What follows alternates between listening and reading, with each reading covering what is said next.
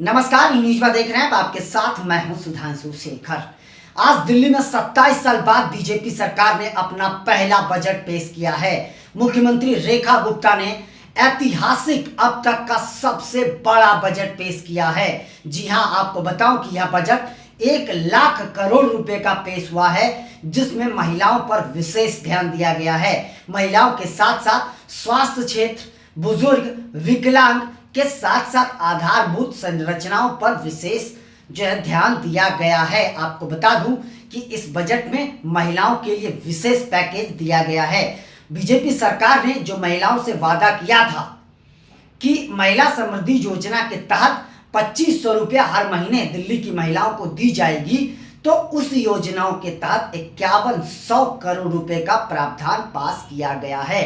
जबकि मैं आपको बताऊं कि दिल्ली में 500 पालना घर बनाए जाएंगे, जिसके दौरान साथ साथ गर्भवती महिलाओं को 2100 रुपए की आर्थिक मदद भी दी जाएगी। आपको बताते जाऊं, इसके अलावा अब दिल्ली के सभी लोगों को 10 लाख रुपए का स्वास्थ्य सुविधा दी जाएगी, यानी इंश्योरेंस दिया जाएगा मुफ्त में। इसके अलावा 1000 करोड़ वह दिल्ली के परिवहन विभाग के साथ साथ आधारभूत संरचनाओं को मजबूत करने के लिए आवंटित किया गया है।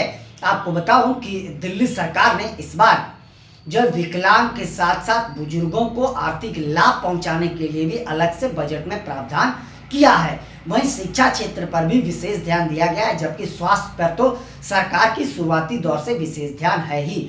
और नई बात दिल्ली सरकार की यह है कि इस बार दिल्ली में अब 100 अटल कैंटीन खोले जाएंगे, जहां लोगों को सस्ते कीमतों पर भोजन मुहैया कराए जाएंगे, और इसके लिए 100 करोड़ आवंटित किए गए हैं। आपको बताऊं कि दिल्ली सरकार ने यह ऐतिहासिक बजट पेश किया है। इस दौरान मुख्यमंत्री रेखा गुप्ता बजट पेश करने के दौरान बीच बीच में मुस्कुराती हुई भी नजर आ रही थी। हालांकि विपक्ष की ओर से इस बजट की आलोचनाएं भी होनी शुरू हो गई है, जबकि बीजेपी की ओर से बीजेपी के नेताओं ने इस बजट को ऐतिहासिक बताया। और वाकई यह बजट ऐतिहासिक, क्योंकि दिल्ली के इतिहास में अब तक इतने रुपए का बजट पेश नहीं हुआ है। और निश्चित तौर पर अब दिल्ली का विकास अब जोरों पर शुरू होने जा रहा है। आपको बताऊं कि जल पर भी विशेष ध्यान दिया गया है, स्वास्थ्य पर विशेष ध्यान दिया गया है, यानी मूलभूत संरचनाओं, जनता के मूलभूत सुविधाओं को लेकर जितनी भी योजनाएं हैं उस पर विशेष ध्यान दिया गया है।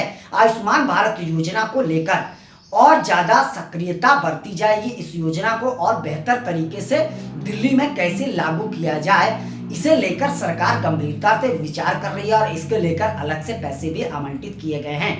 वैसे यह योजना केंद्र सरकार की है, लेकिन दिल्ली सरकार भी इस योजना में मदद करने को तैयार है। लेकिन जन सेवा के लिए दिल्ली सरकार अब पूरी तरीके से एक्टिव हो गई है।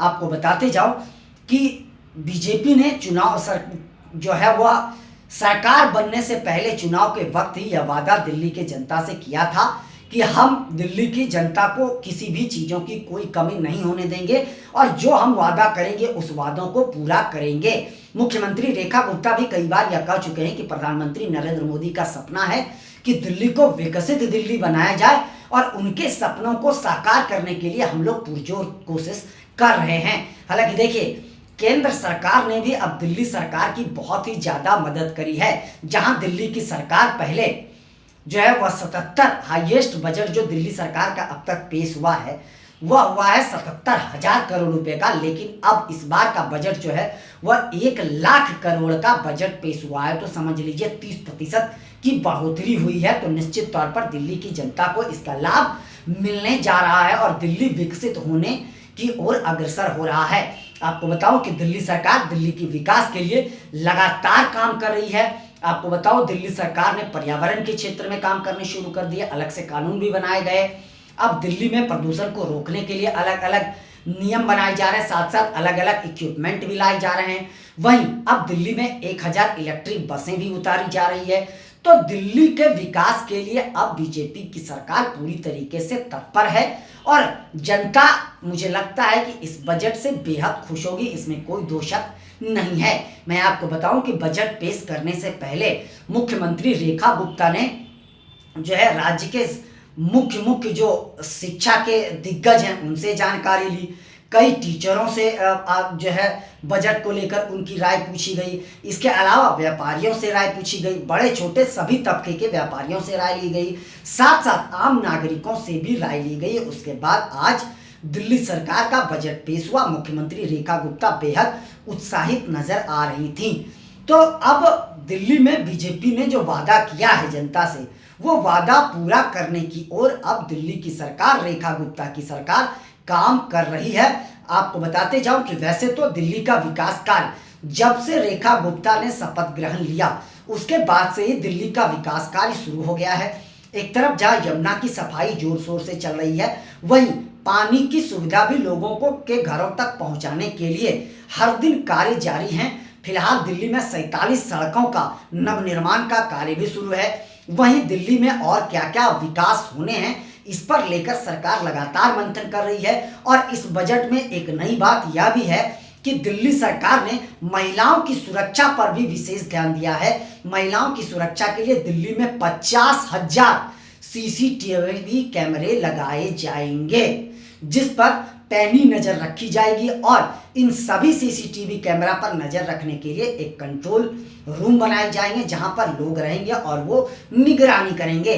और इसमें दिल्ली पुलिस का योगदान भी अहम होगा। वैसे दिल्ली पुलिस का योगदान दिल्ली सरकार को बहुत ही ज़्यादा इन दिनों मिल रही है, क्योंकि गृह मंत्री भी लगातार नज़र बनाए हुए हैं दिल्ली को अपराध से मुक्त करना है। इसे लेकर केंद्र सरकार और दिल्ली सरकार के साथ साथ दिल्ली पुलिस लगातार काम कर रही है। गृह मंत्री भी लगातार मुख्यमंत्री रेखा गुप्ता और दिल्ली पुलिस के अधिकारियों से दिल्ली के कानून व्यवस्था को बेहतर बनाने के लिए लगातार बैठकें कर रहे हैं, बातचीत कर रहे हैं। वहीं दिल्ली के विकास के लिए भी मुख्यमंत्री रेखा गुप्ता लगातार काम कर रही हैं। वह अपने अधिकारियों के साथ और अपने मंत्रियों के साथ लगातार मंथन कर रहे हैं कि जनता की सेवा के लिए और कौन कौन सी योजनाएं धरातल पर उतारी जाए जिसका सीधा लाभ जनता को मिल पाए। फिलहाल आगे देखते जाइए, इस मुद्दों को लेकर राजनीति तो अभी होनी ही होनी है, लेकिन यह बजट निश्चित तौर पर दिल्ली के लिए एक ऐतिहासिक बजट है। अब तक के इतिहास में इतना बड़ा बजट दिल्ली में पेश नहीं हुआ है। फिलहाल के लिए बस इतना ही, मुझे दीजिए इजाजत। हम अन्य खबरों के साथ भी आप सबों के बीच हाजिर होते रहेंगे। आप सबों से निवेदन है कि चैनल को आगे बढ़ाने के लिए लाइक, शेयर, सब्सक्राइब के साथ साथ कमेंट करना ना भूलें और आप लोग भी अपना बहुत ज़्यादा ख्याल रखें। तब तक के लिए मुझे दीजिए इजाजत। आप सभी का तहे दिल से शुक्रिया।